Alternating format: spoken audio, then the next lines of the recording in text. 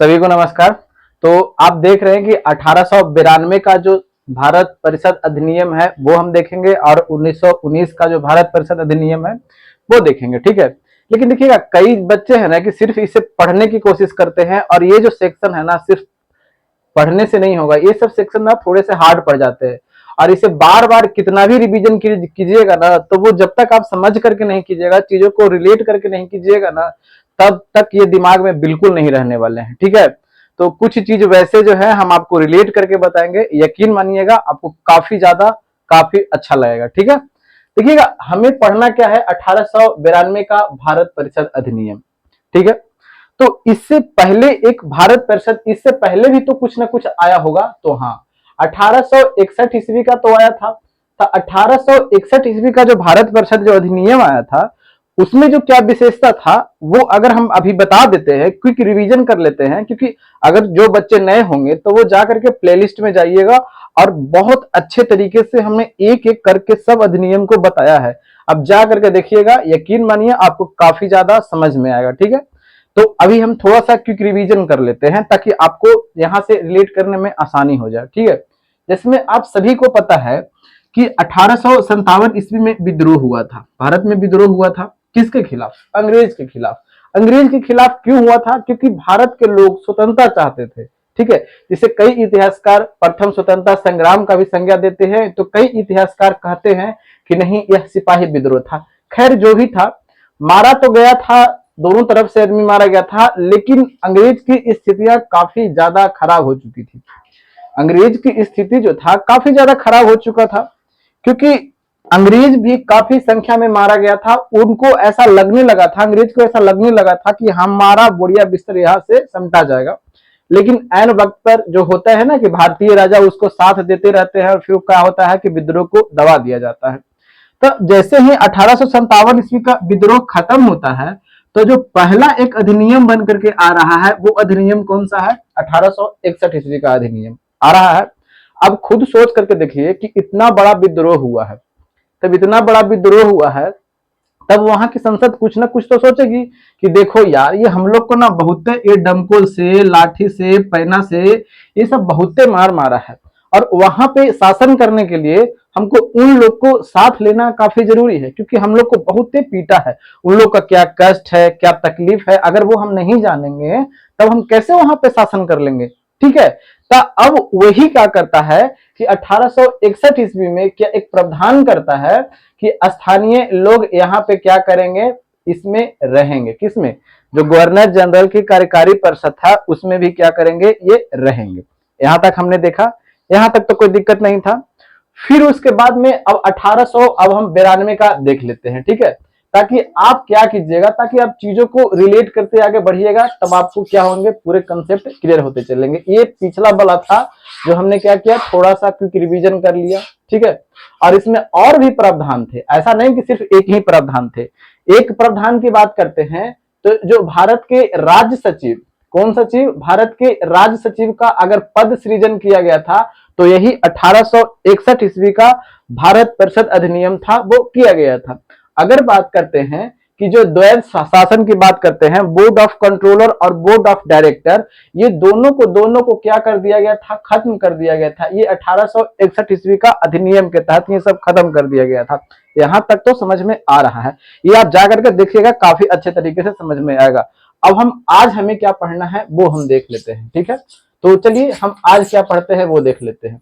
अब देखिएगा, 1861 ईस्वी में हमने क्या देखा कि भारतीयों का सहयोग लेना चालू हो गया था कि भाई जो हम शासन कर रहे हैं ना उसमें तुम भी आओ। ये कौन कह रहा है? ये अंग्रेज कह रहा है, ठीक है। भाई जो हम जो शासन कर रहे हैं तुम पे, वो तुम भी आओ, ऐसा नहीं कि सिर्फ हम ही रहेंगे, ठीक है। यानी 1861 ईस्वी में क्वेश्चन इस तरह के पूछे जाएंगे कि जो कार्यकारी परिषद था गवर्नर जनरल का, उसमें स्थानीय प्रतिनिधित्व यानी भारतीय स्थानीय प्रतिनिधित्व को शामिल किस अधिनियम से किया गया? तो किस अधिनियम से किया गया? तो 1861 ईस्वी से किया गया, ठीक है। अब 1892 का हमें पढ़ना है, तो अब 1892 में क्या होता है सो हम देखते हैं। देखिएगा, जैसे में आज की बात करते हैं तो सेंट्रल में क्या है, संसद है, जहां पे लोग सांसद बैठते हैं। फिर अगर हम स्टेट की बात करते हैं तो वहां पे विधानमंडल होता है। जहां पे द्विसदनीय व्यवस्था है वहां पे विधानमंडल होते हैं ना, विधानमंडल में क्या क्या आते हैं, एक आता है कौन, विधान परिषद, और एक आता है कौन, विधानसभा, ठीक है, एक आता है विधान परिषद और एक आता है विधानसभा। जहां पे द्विसदनीय व्यवस्था होता है वहां पे ये दो वो चीज आपको देखने को मिल जाएगा, और जहां पे एक सदनीय व्यवस्था है यानी वहां पे क्या है, विधान परिषद नहीं है, सिर्फ और सिर्फ क्या है, विधान परिषद है। तो भारत में ऐसे 6 राज्य हैं जहां पे क्या है, द्विसदनीय व्यवस्था है। इतना तो आपको पता पहले से भी होगा।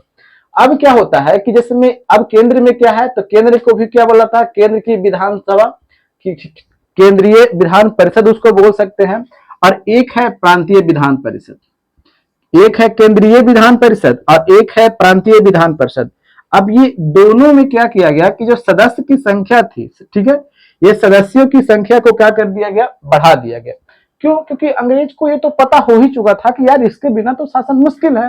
तो 1861 ईस्वी में तो स्टार्ट किया था, लेकिन 1892 ईस्वी में और इसे एहसास हुआ कि इसकी संख्या को और क्या किया जाए, इंक्रीज किया जाए और बढ़ाया जाए। तो 1892 ईस्वी का अधिनियम में पहला प्रावधान ये किया गया कि जो कार्यकारी जो सदस्य जो थे, विधान परिषद के सदस्य जो थे, या तो केंद्र के रहे या प्रांत के रहे, ये दोनों के सदस्य को क्या किया गया, बढ़ा दिया गया।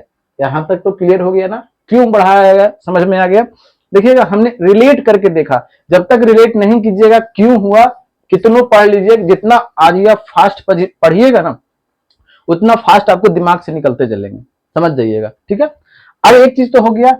अब एक सबसे महत्वपूर्ण बात की बात करते हैं कि जैसे में बजट, बजट तो सबको पता है, जैसे बजट पे चर्चा करने की, जैसे में पहले क्या था, पहले तो कुछ अधिकार नहीं था इंडियन लोग को, कोई थोड़ा सा भी अधिकार नहीं था।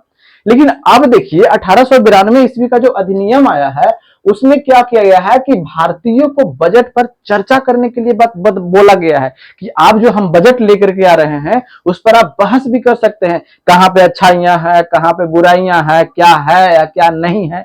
और एक चीज और हम बता देते हैं कि ये सब जो हो रहा है, हो सकता है किसी न किसी चीज का दबाव भी हो। पूछिए कि किसका दबाव आखिर है भाई। तो अब देखिएगा यहां पे मामला क्या है। आपको पता होना चाहिए कि 1885 ईस्वी में भारतीय राष्ट्रीय कांग्रेस का स्थापना हो चुका है, और भारतीय राष्ट्रीय कांग्रेस का स्थापना किस लिए हुआ था, भारत को आजादी दिलाने के लिए, और भारत को हक दिलाने के लिए, भारतीय लोगों को हक दिलाने के लिए, जो उसका हक है वो उसे मिलना चाहिए। तो क्या हो सकता है कि इसका भी तो दबाव कुछ ना कुछ हो, ये भी तो लोग आंदोलन करते थे, इसके भी तो नेता मंच पर जाकर के चुनाव भाषण देते थे और कहते थे कि हमें ये चाहिए, हमें वो चाहिए, हमें ऐसे चाहिए, हमें वैसे चाहिए। हो सकता है ऐसा कि नहीं हो सकता है। तो आप चीजों को एक तरह से यहाँ पे देख सकते हैं कि 1885 ईस्वी में क्या होता है, भारतीय राष्ट्रीय कांग्रेस का स्थापना होता है, और उसके बाद में ही क्या होती है कि केंद्रीय और प्रांतीय विधानसभा जो परिषद है, केंद्रीय परिषद और विधानसभा के जो परिषद है, ठीक है, उसमें सदस्यों की संख्या को क्या किया गया है, बढ़ाया गया है, ठीक है। और अधिकार की बात कर रहे हैं तो जो बजट पर है, ये बजट पर चर्चा करने का अधिकार कहां मिल जाता है, तो 1892 ईस्वी का जो अधिनियम आता है उसमें हमें बजट पर चर्चा करने के लिए मिल जाता है। यहां तक तो आपको पूरी तरह से क्लियर है, ठीक है। अब ये दो चीज है। अब देखिएगा ऐसा नहीं कि ये सब नॉर्मल बुक से हमने उठाया है, कई बुक में आप देखिएगा तो सिर्फ और सिर्फ कई बाल है तो जो भारत परिषद अधिनियम वो तो गायब रहेंगे, ठीक है। तो हमने जो जो ये सब बुक ना एनसीईआरटी के बुक से उठाया गया है, ठीक है। और किसका, लक्ष्मीकांत से। दोनों में जो ज्यादा इंपॉर्टेंट होते हैं, जो ज्यादा एग्जाम में पूछे जाते हैं, वो चीज हम आपके सामने यहाँ पे लेकर के आया है, ठीक है। तो ये दो काफी ज्यादा इंपॉर्टेंट है और यही दो दिया गया है, ठीक है। और आगे हम चलते हैं, अगर कोई बच्चे स्क्रीनशॉट लेना चाहते हैं तो स्क्रीनशॉट ले लीजिएगा। बजट पर क्या चर्चा का इसे अधिकार मिलता है, कब मिलता है, तो 1892 ईस्वी का भारत परिषद अधिनियम, ठीक है। अब हम क्या देखते हैं, 1909 ईस्वी का भारत परिषद अधिनियम। ये जो है ना इससे भी काफी ज्यादा इंपॉर्टेंट है। ये परिषद जो है 1919 ईस्वी का भारत परिषद अधिनियम इससे भी ज्यादा इंपॉर्टेंट है, इसको आप मिस बिल्कुल नहीं कीजिएगा। कई बच्चे सिर्फ एक जो निर्वाचक मंडल है जो उस पे है ना, पृथक निर्वाचक मंडल, वो उसके वजह से सिर्फ उसको इसी में याद रखते हैं और बाकी कुछ नहीं याद रखते हैं। लेकिन क्वेश्चन जब जमाने बदल चुके हैं, ठीक है ना, ट्रेंड बदल चुका है, एग्जामिनर को पता है कि इसको सिर्फ यही पता होगा, थोड़ा सा बॉल गूगली फेंका कि विकेट खत्म। तो थोड़ा सा ध्यान देकर के पढ़िएगा, ठीक है। अब देखिएगा ये 1919 ईस्वी का भारत परिषद अधिनियम है। हमने अभी क्या बताया कि 1885 ईस्वी में कांग्रेस का क्या हो चुका है, स्थापना हो चुका है, ठीक है। देखिएगा चीजों को आगे हम कैसे बढ़ देते हैं। 1885 ईस्वी में किसका, कांग्रेस का स्थापना हो चुका है। अब 1905 ईस्वी में क्या होता है कि 1905 ईस्वी में जो लॉर्ड कर्जन जो है, कौन, ये लॉर्ड कर्जन बंगाल विभाजन की घोषणा कर देता है। घोषणा कब करता है, तो 19 जुलाई, कहीं कहीं 20 जुलाई भी देता है, ठीक है। तो 19 जुलाई 1905 ईस्वी को क्या कर देता है, घोषणा कर देता है। घोषणा क्या करता है कि बंगाल को 2 भागों में बांट दिया जाएगा, यानी बीच बीच से उसको क्या किया जाएगा, मुस्लिम वाले जो बहुल इलाके हैं उसको एक साइड कर दिया गया, और जो इधर वाले इलाके हैं उसको एक साइड कर देगा, बंगाली इलाके को। ऐसा इसीलिए किया गया था, वो हिस्ट्री में जब आएंगे वहां पे तो अब बताएंगे, अभी जो हम चीज है वहां पे हम मुद्दे से फिर भटक जाएंगे, ठीक है। तो 1905 ईस्वी में क्या होता है, तो 1905 ईस्वी में बंगाल विभाजन की घोषणा कर देता है। अब जैसे ही बंगाल विभाजन की घोषणा कर देता है, वैसे ही बंगाल में तीव्र आक्रोश के साथ में क्या होती है, आंदोलन स्टार्ट हो जाती है। काफी बड़े संख्या में लोग रोड पर उतरते हैं और इस फैसला को क्या करते हैं, विरोध जताते हैं कि हमें बंगाल बंटवारा नहीं चाहिए, हम एक हैं के नारे लगाते हैं और रोड पर आंदोलन करते हैं, ठीक है। यहां तक तो बात सही है। फिर मामला ये उठता है कि अब ये बड़ा जो मामला है, ये मामला जो अब कांग्रेस का जो अधिवेशन होता है वहां पे तो कम से कम उठाइएगा नहीं।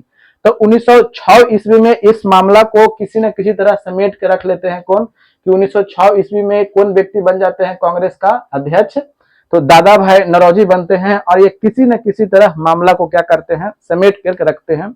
और इसमें एक बात आपको ये पूछा जाता है कि स्वराज की मांग किस अधिवेशन में किया गया था, तो यही कांग्रेस के 1906 का अधिवेशन हुआ था दादा भाई नौरोजी की अध्यक्षता में, जिसमें स्वराज का क्या किया गया था, मांग किया गया था। यहां तक तो बेसिक चीज पीछे की बात है, इस चीज से रिलेटेड बिल्कुल भी नहीं है, हम इसलिए बता रहे हैं ताकि आप इस चीजों को रिलेट करके यहाँ पे देखिएगा, ठीक है। अब बताते हैं कि यानी मुस्लिम और हिंदू को बांटने का प्लान यहाँ पे चल रहा था। हम यहाँ पे आपको ये बताना चाहते हैं कि 1905 ईस्वी में ये बंगाल का विभाजन हो रहा है, यानी हिंदू को और मुस्लिम को बांटने का प्लान चल रहा है ना, ठीक है। तो अब यहां तक तो समझिएगा। अब 1906 ईस्वी में किसको, 1906 ईस्वी में एक मुस्लिम को प्रेरित करते हैं, और 1906 ईस्वी में क्या होता है कि मुस्लिम लीग का स्थापना हो जाता है। देखिएगा कहां कहां से मामला फंस जा रहा है। 1905 ईस्वी में तो बंटवारा की घोषणा हो जाता है और फिर बंटवारा हो भी जाता है, और 1906 ईस्वी में यही बांग्लादेश जो ढाका है वहां पे मुस्लिम लीग का क्या किया जाता है, गठन किया जाता है। और यही गठन किया जाता है, और फिर यही मुस्लिम लीग जो होता है, शिमला समझौता होता है, और ये शिमला समझौता 1908 ईस्वी में होता है। शिमला समझौता नहीं कर सकते हैं, शिमला में जाकर के ये व्यक्ति जाकर के मिलता है, और वहां पे मिलने के बाद में क्या कहता है कि इसे अपना एक क्या करता है कि एक निर्वाचक मंडल मांगता है कि हमें एक निर्वाचक मंडल दीजिए, और यही निर्वाचक मंडल मांगता है। और वही 1909 ईस्वी में आप सुने होंगे कि मुस्लिमों के लिए पृथक निर्वाचक मंडल की क्या किया गया, अधिकार दिया गया। अब बच्चे को यह समझ में नहीं आता कि पृथक निर्वाचक मंडल क्या होता है। निर्वाचक मंडल, पृथक निर्वाचक मंडल ये होता है ना। तो अब यहां तक तो समझ में आ गया कि कैसे कैसे हिस्ट्री जो था समझ में आ गया, कहानियां। पृथक निर्वाचक कहने का मंडल क्या होता है कि जैसे में आप ये एरिया है, ठीक है, अभी ये एरिया है, तो ये एरिया में अगर कोई पृथक, जैसे में अब हम कोई मुस्लिम है, ठीक है, तब इस एरिया में अगर मुस्लिम खड़ा हुआ है तो मुस्लिम के विरोध में कोई व्यक्ति खड़ा नहीं होगा, कोई हिंदू वगैरह इस समय खड़ा नहीं होगा, सिर्फ और सिर्फ मुस्लिम व्यक्ति जो खड़ा हुआ है, और आपको उसी को वोट देना है, ठीक है, आपको उसी को वोट देना है। तो यानी आपके पास में कोई ऑप्शन ही नहीं बच जाते हैं, अब जो खड़ा होगा वही व्यक्ति खड़ा होगा, ठीक है, ये समझ में गया। अच्छा, एक बात हम और बताते चलते हैं, यहां तक तो समझ में आ गया। पृथक निर्वाचक मंडल कब जोड़ा गया, यानी प्रावधान कब किया गया था, तो 1909 ईस्वी का भारत परिषद अधिनियम हो गया था, ठीक है। अब यह बताते हैं कि जैसे में हमने यहां देखा 1892 में क्या देखा, 1892 में देखा कि सदस्यों की संख्या को क्या किया गया, बढ़ाया गया था। अब जैसे जैसे क्या हो रहा है कि जैसे में परिषद का जो और बनते आ रहा है, अंग्रेजों को एहसास हो रहा है कि भारतीयों को और शामिल करना काफी ज्यादा जरूरी है, क्योंकि अगर हम जिस क्षेत्र पर शासन करेंगे तो वहां की जनता को अगर हम अपने साथ नहीं रखेंगे तो उस क्षेत्र पर शासन करना लंबे समय तक के लिए नहीं हम टिक सकते हैं। अगर लंबे समय तक हमें टिकना है तो उस व्यक्ति को अपने साथ रखना काफी ज्यादा जरूरी है।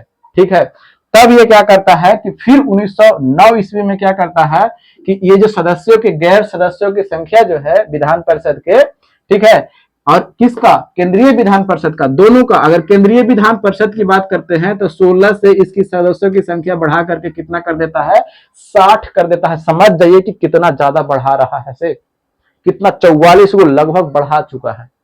यानी केंद्रीय विधान परिषद में सदस्यों की संख्या बढ़ा करके 16 से कितना कर दिया है, 60 कर दिया है। ठीक है, अगर बात आता है प्रांतीय विधानसभा में इस सदस्यों की संख्या, तो देखिएगा हर एक जो प्रांत थे सबके अलग अलग क्या थे, जो मेंबर थे। अब सबको, लेकिन सबको बढ़ाया गया था, कोई फिक्स तो नहीं है, इसमें बिहार का अलग है, बंगाल का अलग है, फिर उसके बाद बंबई का अलग था, सभी क्षेत्र के अलग अलग थे, लेकिन सभी को क्या किया गया है, बढ़ाया गया था।